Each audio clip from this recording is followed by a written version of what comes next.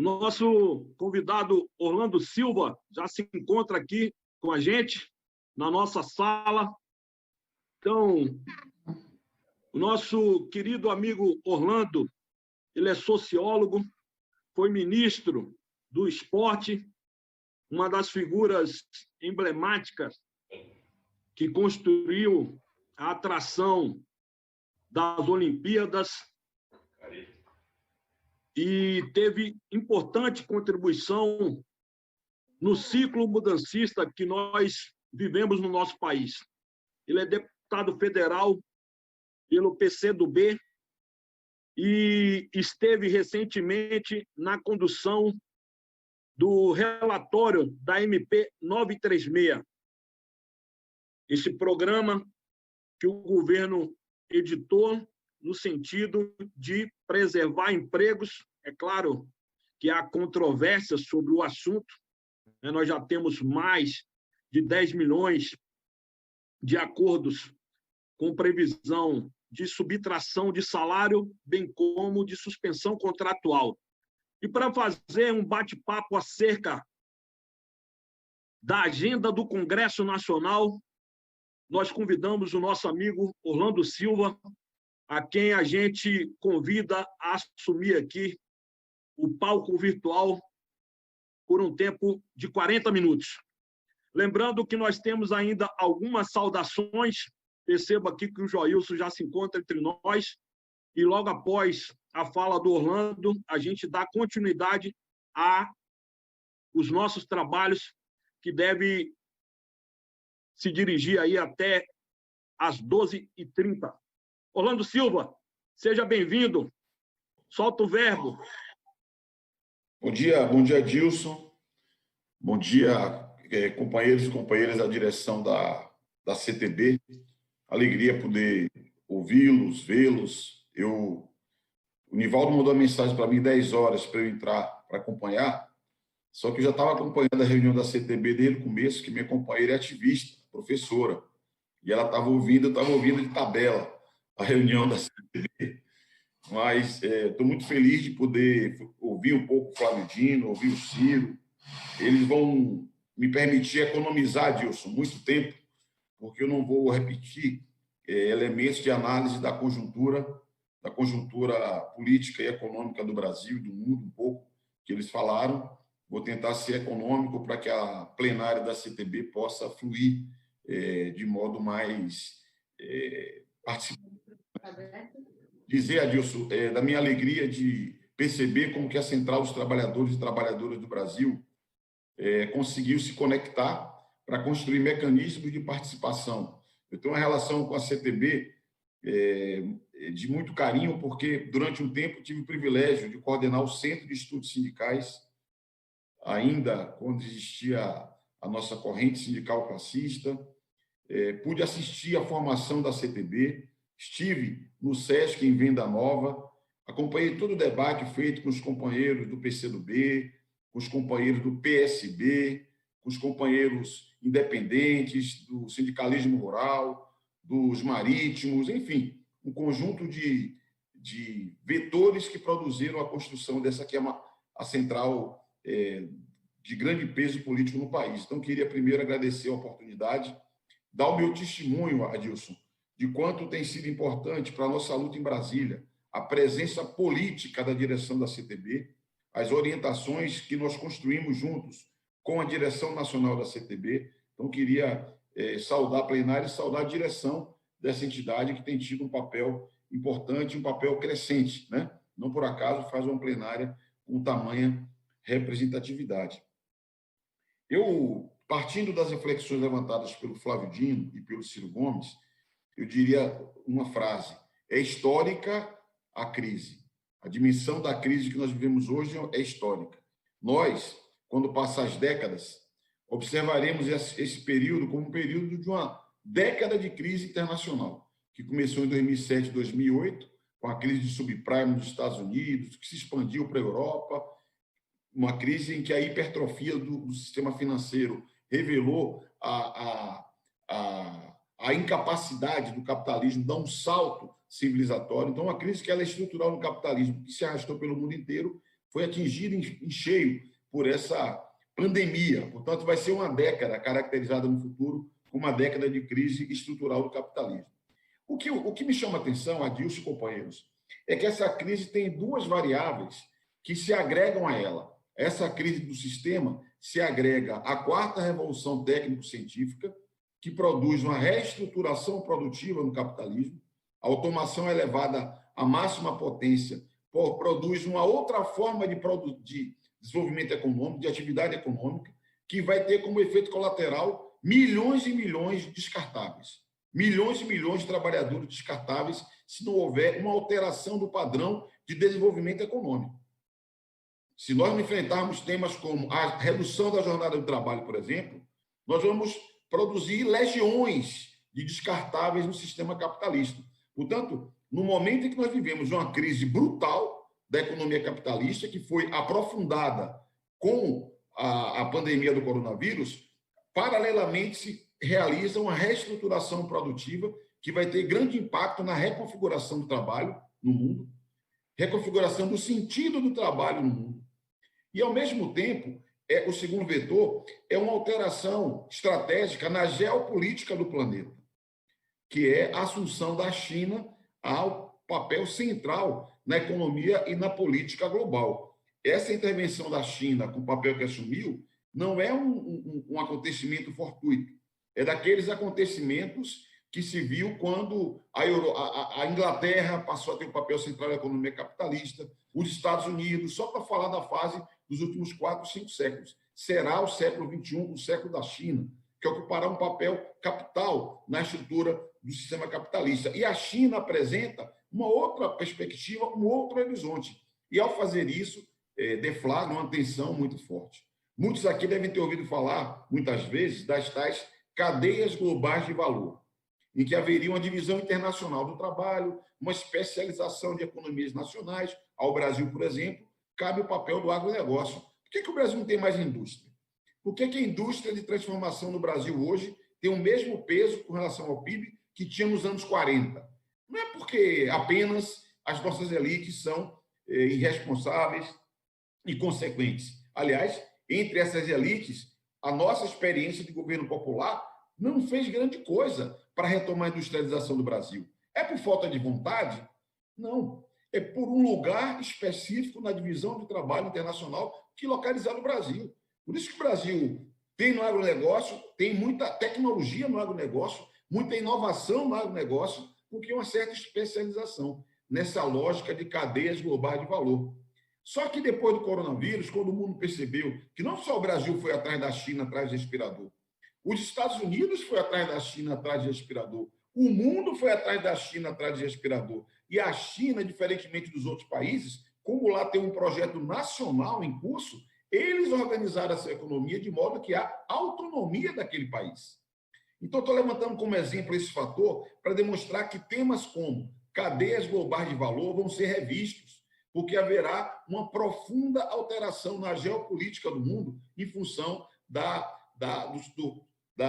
erupção da China como ator global central. Já é hoje o principal economia, se levar em conta o poder de paridade de compra, e por vários outros indicadores já tem um peso central. Portanto, nós vamos viver a experiência do Brasil e vamos pensar, CTB, alternativas para o futuro à luz de uma moldura em que há uma crise estrutural do capitalismo, das mais graves da história. Ao mesmo tempo, esse regime vive um processo de reestruturação produtiva profunda, o que vai ressignificar o sentido do trabalho, sem tirá-lo do centro da lógica da produção capitalista, porque a essência da produção de valor está no trabalho, como a gente sabe, mas há uma reconfiguração dessa função, digamos assim, do trabalho na economia internacional e uma mudança de conjuntura internacional muito forte. A própria eleição do Bolsonaro no Brasil, o Ciro Gomes levantou essa leitura dele, uma série de variáveis internas que explicam o ambiente onde floresceu o bolsonarismo e Bolsonaro. Eu estou de acordo com grande parte das questões que ele levantou. Mas vamos combinar que a eleição do Bolsonaro não é apenas fruto do talento político de uma operação feita aqui. A eleição do Bolsonaro, camaradas, a meu ver, é uma operação feita de fora para dentro. A Lava Jato é uma operação construída de fora para dentro, com inteligência e mando dos Estados Unidos. Qual que é o efeito colateral de eleger um camarada tipo Bolsonaro para presidente do Brasil? Reanexou o Brasil à ordem dos Estados Unidos. O Brasil voltou para a órbita dos Estados Unidos. Há pouco tempo atrás, nós estávamos construindo o BRICS. Brasil, Rússia, China, Índia, África do Sul. Fizemos até um banco dos BRICS. Ali era uma estratégia de multipolarização, de construção de uma alternativa à União Europeia e aos Estados Unidos. Nessa construção dessa nova ordem que eu me refiro, como falei um pouco da China, ao deslocar o Brasil, eles enquadraram o hemisfério inteiro. Portanto, sem querer minimizar as movimentações da política brasileira, os erros do PT, os erros de outros partidos de esquerda, a Globo, sem querer minimizar nada, a meu ver, existe uma ação consciente da burguesia internacional. Eu sou daqueles que creem que tem imperialismo, tem burguesia internacional, tem interesse estratégico, tem geopolítica e tem manejo de variáveis para influenciar no quadro político. É disso que se trata, a meu ver. Por isso que eu fiz questão de levantar esses aspectos, porque são variáveis contra as quais nós vamos nos levantar, né? Nos insurgir. Um balanço de forças internacional ainda desfavorável. Um balanço de forças internacionais ainda desfavorável, né? E chegamos, digamos assim, ao Brasil, e eu vou parar de falar derivando muita coisa, Adilson, mas chegamos ao Brasil com essa moldura internacional, chegamos no Brasil no momento. A fotografia, o retrato, eu tenho insistido nisso com os nossos companheiros aqui de São Paulo, é o retrato de maior ofensiva do capital contra o trabalho da história da República. Eu sempre digo, tirando a escravidão, que era abominável, da República para cá, formação dos círculos operários, sindicatos, CLT em 43, a luta sindical só cresceu. Os trabalhadores avançou na conquista de direitos até Coroa em 88. De 2016 para cá, 2015, 2016 para cá, terceirização, fim da CLT, fim do imposto sindical, criminalização do movimento sindical, você vai vendo uma onda do capital para tentar destruir os sindicatos e precarizar as relações de trabalho. O risco, inclusive, é que isso se agudize a partir da crise econômica provocada pelo coronavírus. Porque não tem jeito. Quando tem crise, alguém paga a conta, certo? Qual que é a estratégia dos caras? Empurrar a conta sempre para o lombo do trabalhador. E eles não vão vacilar, vão seguir e vão tentar empurrar a conta para o lombo do trabalhador também a partir da crise do coronavírus. Aqui já é um primeiro elemento para a gente raciocinar. Temos que ter uma estratégia para impedir que a fatura venha para o trabalhador de novo, como tem acontecido, sobretudo do golpe, como foi bem caracterizado pelo Ciro, para cá, né? Então, o ambiente que a gente vive é esse ambiente de extrema ofensiva do trabalho. Vivemos.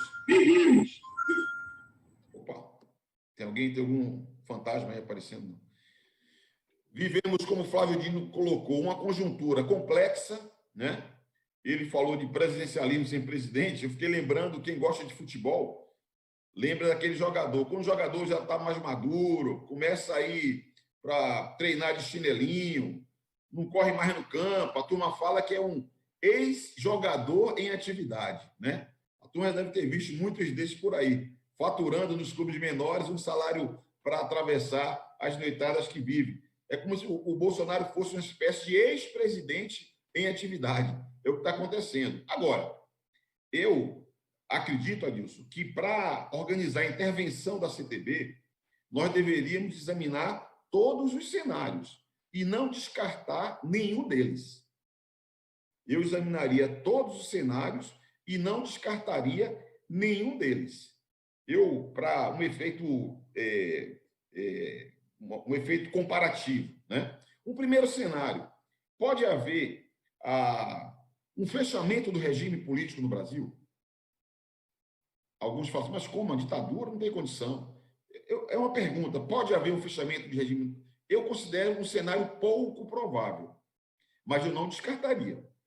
O Bolsonaro atua para estruturar uma guarda pretoriana para blindar o seu governo de viés fascista. Se você conversar com governadores, publicamente talvez eles não admitam. mas nos estados, as ideias do bolsonarismo penetram.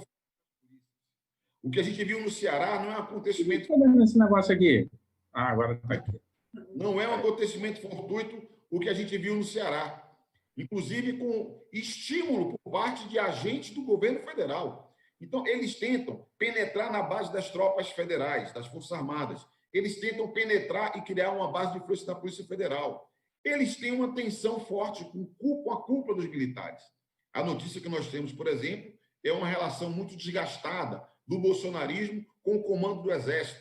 Aliás, essa semana saiu uma notícia de que, pela primeira vez, depois de muito tempo, a abordagem nas redes sociais com relação às Forças Armadas foi mais negativa que positiva para as Forças Armadas. E o comando, a cúpula das Forças Armadas, percebe que essa politização, essa apropriação política que o Bolsonaro tenta fazer é ruim para as Forças Armadas. Mas eu não descartaria uma tentativa desesperada. A terceira lei de Newton, da física, fala que toda ação gera uma reação, no sentido contrário ao sentido do movimento realizado. Então, nos preparemos para Bolsonaro tentar reagir a esse isolamento que ele está vivendo. Ele é parte do movimento de auto-isolamento, mas ele pode querer reagir e pode manejar no sentido de fechamento de regime. Pode. É o mais provável? Eu diria que não. O segundo cenário é o Bolsonaro se recuperar. Politicamente, sair do isolamento, a economia ter algum suspiro.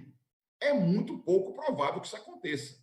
Sobretudo porque, com a projeção de economia cair 7% a 12%, o mais otimista cai 7%, o mais pessimista cai 12%, é difícil, uma economia precária, você ter algum fôlego para qualquer governo. Mas, remota, mas fica estabelecido na mesa.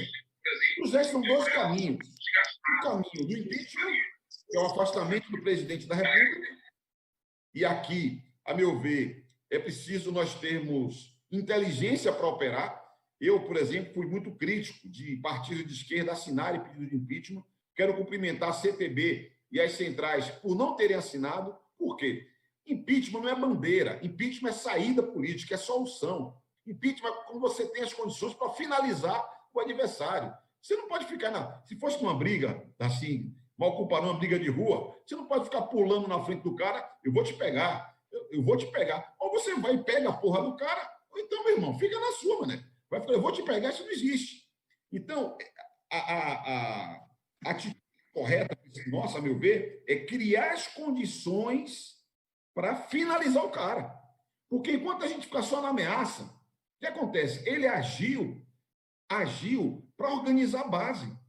Hoje, Bolsonaro é capaz de ter uma base organizada no Câmara dos Deputados maior que a oposição. Acreditem, esse maluco, idiota, imbecil, incapaz, ele pode ter uma base organizada maior do que a oposição. Quando a gente testou uma votação na 936, deu 315 a 155. É a correlação de força da luta de classe na Câmara dos Deputados. Então, eu não descarto o impeachment. Considero que, quando passar a pandemia, temos que nos preparar para irmos aos milhões às ruas. É igual de vocês. Há condições subjetivas para irmos aos milhões às ruas. E a ação dos trabalhadores e do povo, aí sim, você pode mexer na conjuntura, mexer no quadro e de correlação de forças, inclusive no Congresso.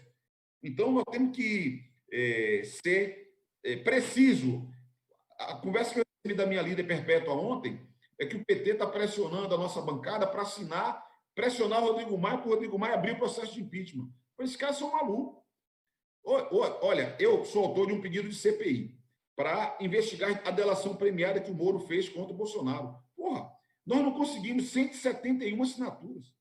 Quem não consegue 171 assinaturas, como é que vai ter 342 para aprovar o impeachment? A gente pode viver o que o Trump fez nos Estados Unidos, porra. O Senado abriu o impeachment lá contra o Trump, a Câmara, o Senado enquadrou, o Trump ganhou, foi um fôlego. Nós não podemos dar narrativa para o Bolsonaro, vitimização para o Bolsonaro. Nós temos que denunciá-lo, o seu projeto, os seus objetivos, e não dar um discurso ou narrativa para ele aparecer como vítima. Como o Flávio falou, não adianta ter razão. É evidente que esse cara é impossível o Brasil conviver com ele. Mas não adianta só ter razão. nós temos que ter condições de viabilizar a nossa saída. Hoje, para concluir sobre cenários, eu diria que o cenário mais provável é uma espécie de sarneização do governo Bolsonaro. Sarneização. Aqui todo mundo lembra como é que foi o governo Sarney, né? O governo Sarney, que era a expressão de uma certa retomada da democracia, né? Colégio eleitoral, etc., Constituição, um pacto nacional. De repente, o Sarney foi lá e comprou mais um ano de mandato no Congresso Nacional, e ali foi um pouco o começo do fim. Um governo que perdeu completamente a autoridade política, não tinha nenhuma autoridade política, foi se desagregando, se esfacelando, se enfraquecendo, tanto que o ano de 1989, que é o último ano de mandato do Sarney, o ano de eleição presidencial, é o ano com o maior número de greves da história do Brasil. Não por acaso, porque a classe trabalhadora se levantou contra aquele estado de coisas do governo, destroçando completamente as condições econômicas e sociais do país. Então, a seguir, na batida que vai o Bolsonaro, qual a tendência? Uma sarneização do governo. Um governo cada dia mais fraco, em frangalhos, e nós temos o desafio de construir uma alternativa, não vou avançar sobre isso, que é o trabalho que vocês também estão fazendo, o debate que vocês estão fazendo. Porque é o seguinte, meu irmão, se a gente achar que chegamos no fundo do poço, é bom ficar esperto, porque pode ter uma turma que cave o buraco um pouquinho mais. Então, a gente tem que nos prepararmos para organizar uma saída política. Uma saída política que, a essa altura do campeonato, é uma política de reconstrução nacional. Virou lugar comum dizer que nós estamos numa guerra contra o coronavírus. Se é uma guerra, nós temos que nos prepararmos para uma reconstrução após o governo Bolsonaro. Porque a nossa indústria vai estar na lona completamente. Hoje é 8%, 9% com a indústria de transformação com relação ao PIB, o risco ali está mais embaixo. O nosso parque científico de inovação, de pesquisa, vai estar na lona com relação à realidade de hoje, porque o governo faz um cerco contra a inovação e a pesquisa no Brasil. As relações de trabalho, nós precisamos cuidar do que restou ainda para preservar, porque, como eu disse, os caras vão tentar transferir para as costas dos trabalhadores o custo da crise. Então, nós vamos ter que... O que tem ainda de relação de trabalho, nós temos que blindar no máximo que a gente conseguir e trabalhar para impedir a destruição de políticas sociais, que isso também interessa aos trabalhadores, porque há um desmonte claro do governo, um desmonte claro de políticas sociais. Portanto, o nosso desafio é preparar o terreno para ter uma alternativa. Se for impeachment, se for o que eu estou chamando aqui de sarneização e a saída vir em 2022, nós temos que construir uma alternativa política e isso interessa aos trabalhadores. Isso não é alheio à vida dos trabalhadores, porque isso impacta diretamente na vida dos trabalhadores. Então, 2022, nós deveríamos, na CTB, mirar em 2022 como um certo momento de virada da nossa intervenção. Eu caminho para o final dizendo o seguinte: o DIAP, que é o Departamento Intersindical de Ação Parlamentar, ele faz a caracterização deles sobre a presença dos trabalhadores no Congresso Nacional, particularmente na Câmara dos Deputados. Aqui e ali você pode fazer uma correção ou outra, mas, como regra, eu considero que é uma abordagem correta do DIAP. O DIAP nos diz, em 2010, a bancada sindical dos trabalhadores tinha 83 participantes. Já era declínio. Em 2014, ela foi para 51, avançou no declínio. Em 2018, logo após as eleições, eles cravaram 33. Se nós voltássemos em 2006, 2002, 98, era capaz dos números do DIAP apontarem uma presença maior dos trabalhadores. Eu quero fazer, camaradas, uma relação direta entre a redução da presença dos trabalhadores no Congresso Nacional e a perda dos direitos. A relação é direta. Por isso que, quando a gente fala de construção de uma alternativa para o país, de reconstrução nacional, passa também pela ampliação da participação dos trabalhadores na política. E nós temos que, desde já, prepararmos nosso projeto político para 2022. Para quê? Para permitir a ampliação. Nós precisamos retomar um espaço no Congresso Nacional. Eu, pessoalmente, quero dizer que tenho muito orgulho de ser identificado pelo DIAP como um deputado vinculado à luta dos trabalhadores. Muito orgulho.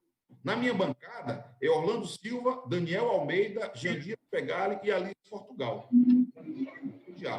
Por isso que eu falo que pode ter correções aqui e ali, porque os outros 5 companheiros nossos também têm um compromisso com a classe trabalhadora. Mas por que é uma reflexão que a gente faz, Adilson? Por que o DIAP faz essa caracterização? É olhando a ação parlamentar. O PT, que tem 54 deputados, eles colocam 19. O PSB, que é uma bancada aliada nossa, eles colocam o Chu e o Wilson. O PDT coloca o André Figueiredo e espalham mais para outros partidos. Porque nós também temos que disputar no campo progressista que a agenda dos trabalhadores seja a agenda central dos partidos que se afirmam identificados com os trabalhadores. Porque, muitas vezes, os partidos de esquerda, os partidos que historicamente estão ligados aos trabalhadores, também se dispersam. A gente coloca uma série de outros temas na pauta com peso que não dá o mesmo peso à pauta dos trabalhadores. Por isso que até uma bancada como a do PCdoB, o DIAP olha e fala, vem cá, esses aqui são, esses aqui não são. Do PSB, do PDT, do PT, do PSOL, eles só votam um deputado, que é o Ivan Valente. Então, é uma provocação para vocês e para a nossa reflexão. Nós temos que botar uma pressão nos partidos que se dizem identificados com os trabalhadores para que essa agenda seja a agenda central. Porque isso importa no próximo período, quando eles vão querer avançar mais sobre os nossos direitos. Por exemplo, eu sei que foi polêmico, aqui também pode ter gente que não concordou, quando a minha bancada, por exemplo, apoiou o Rodrigo Maia para presidente da Câmara. Eu tinha a minha convicção na época, eu fui muito ativo, e eu tinha um tema com ele. Falei, presidente, vamos apoiar você com um compromisso teu que nós queremos. Compromisso em defender a democracia em qualquer circunstância. Não dá para piscar, porque Bolsonaro é perigoso. Esse é o compromisso que ele tem conosco. Ele não tem nenhum outro compromisso. O que é que eu acho, Adilson? A eleição da mesa é em fevereiro. Meu irmão, qual que é a nossa pauta?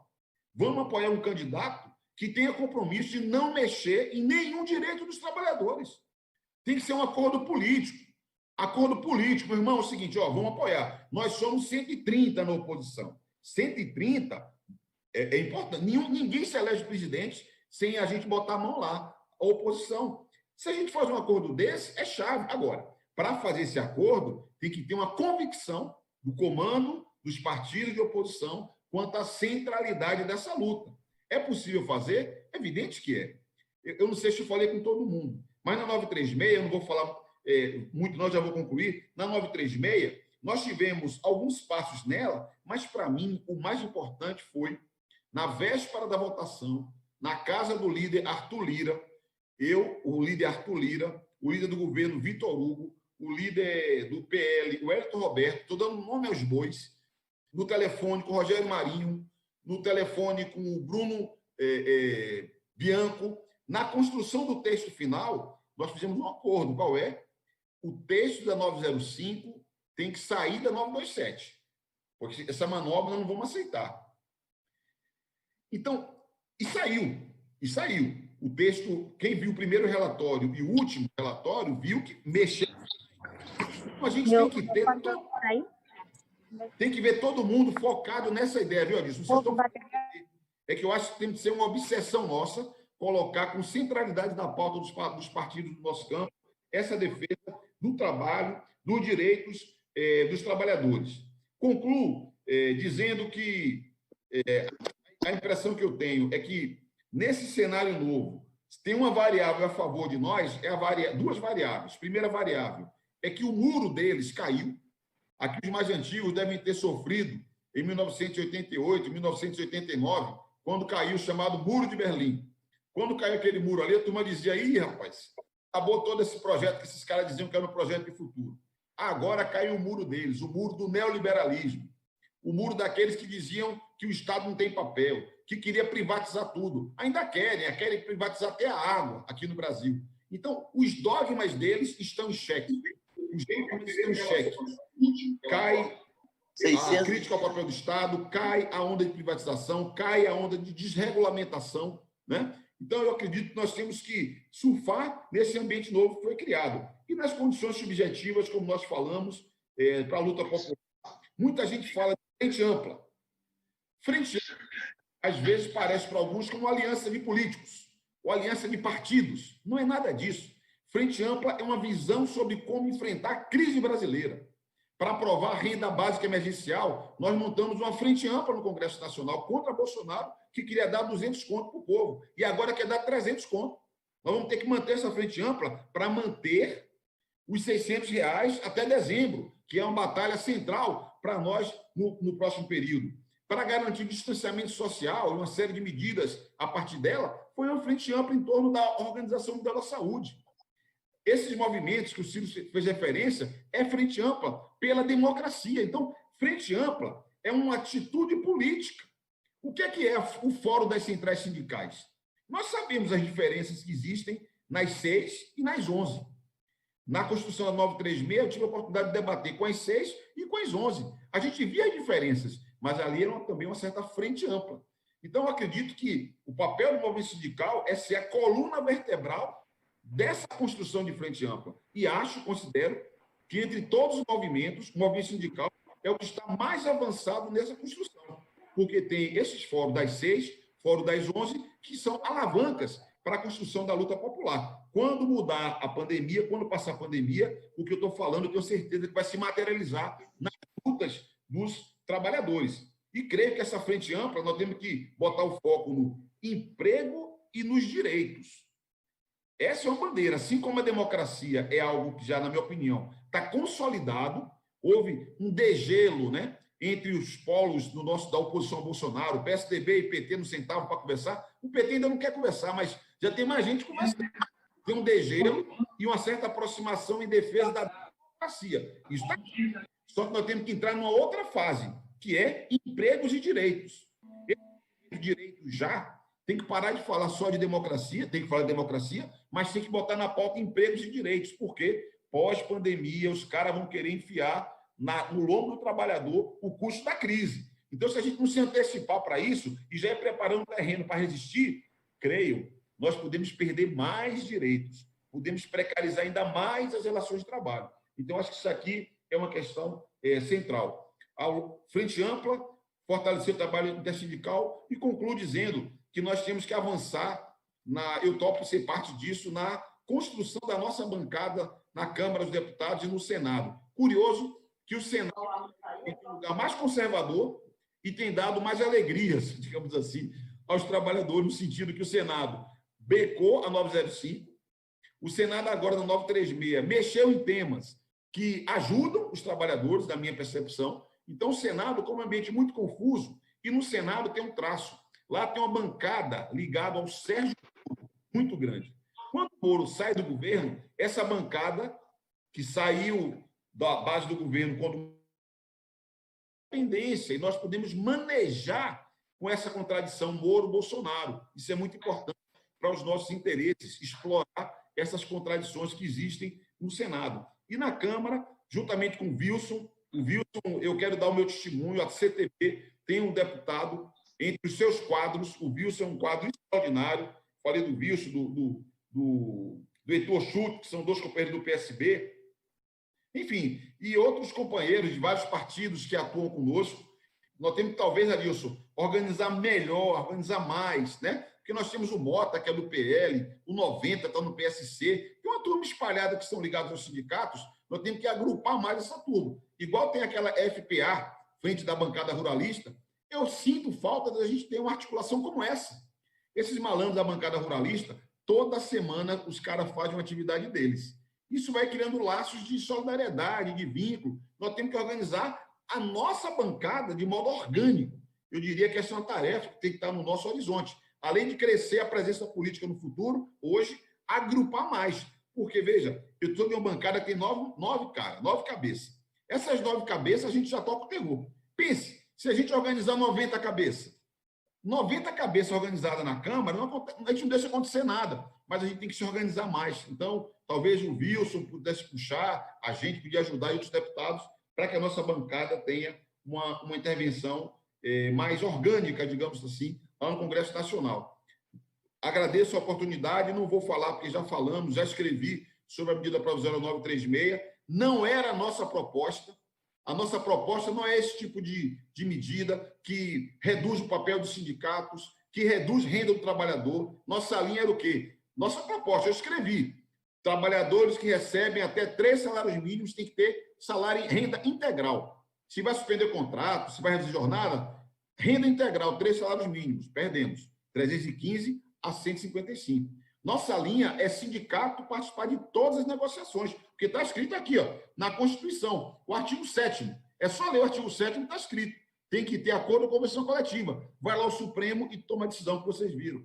Então, não é simples a forma de operar na política, mas eu considero, num tom de ironia, de brincadeira, assim, de bom humor, que nós não podemos perder o nosso bom humor, nossa confiança, nossa esperança. Eu até escrevi um textinho dizendo: quando 1-0 é goleada, porque a gente enfrentou a 936 jogando no campo do adversário, o juiz era deles, expulsou logo 3 nossos nos primeiros 15 minutos de jogo, torcida única, e a gente conseguiu emplacar uma coisa ou outra. Chama atenção para um item, Adilson: a ultratividade. A ultratividade, o Bolsonaro pode roer a corda, ele pode roer a corda, mas o acordo que a gente fez, que envolveu o Wellington Roberto do PL, Arthur Lira, Rogério Marinho, Bruno Bianco, é que o texto de ultratividade seria sancionado. Paulinho da Força, sancionado. Então, se ele vetar outras coisas, eu não posso me insurgir. Mas isso é um acordo político e podemos até derrubar. Quem falou de ultratividade pela primeira vez não foi CUT, não foi CGT, não foi Central dos Trabalhadores e Trabalhadoras do Brasil. Um sábado à noite, uma reunião que eu participei com a executiva, apareceu isso na pauta. Aí o Guiomar encheu meu saco, o Adilson encheu meu saco, o Nivaldo, o Augusto, a turma toda ficou enchendo o saco desse assunto. Nós conseguimos emplacar um tema para quê? Para manter o debate de uma conquista que nós tínhamos histórica que o TST nos tirou. Veja que essa ofensiva também é do judiciário contra nós. Então, a outra atividade, ainda que seja durante a calamidade, vale demais. O cara que está saindo de desemprego tem uma ajuda, parece pouco, 600 pratas, mas vale demais. O cara que não tem direito ao seguro-desemprego tem uma ajuda, é tudo coisa que a gente conseguiu emplacar ali. E eu concluo isso dizendo o seguinte, que no ambiente de defensiva histórica, estratégica e tática, eu celebro cada vitória, porque cada vitória ajuda a elevar a moral da nossa tropa. É como se fosse assim, os caras entraram na nossa cidade e nos expulsaram da cidade. Nós estamos nos aproximando de novo. Atravessamos a ponte, ocupamos um pequeno bairro. Nós temos que valorizar. E nós temos que, a partir daí, ir seduzindo o povo da cidade, estimulando a resistência, nos armando para poder dar o troco neles e derrotá-los.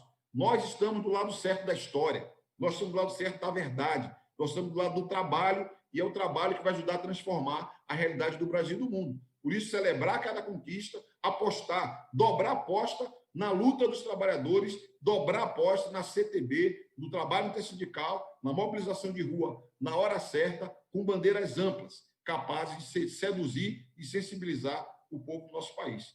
Então, Adilson, era o que eu queria dizer para vocês, dizer que estou muito feliz de poder participar e agradecer. Agradecer muito, muito mesmo, todo o suporte que a direção nacional da CTB tem dado ao trabalho que os deputados ligados à classe operária procuram fazer no Congresso Nacional. Muito obrigado. Orlando, muitíssimo obrigado. Eu quero aqui revelar a base da CTB, que o Orlando tem sido um parlamentar imprescindível à nossa luta. Sou testemunho da sua dedicação, do seu compromisso na construção. Eu diria assim, sem o Orlando, a gente não teria certamente conseguido, é verdade, não somente o Orlando, com um grupo de parlamentares que a gente tem dialogado, e vale ressaltar que nessa quadra tão complexa, a gente contou com a participação de setores da base do governo. Foi muito interessante a gente poder nutrir desse diálogo, né? Porque no pré-coronavírus a gente tinha uma certa resistência, um certo afastamento. A pandemia nos levou para um ambiente virtual que não teve outro caminho que não fosse estabelecer o diálogo. E o Orlando deu importante contribuição. Então, eu quero agradecer a sua valiosa contribuição.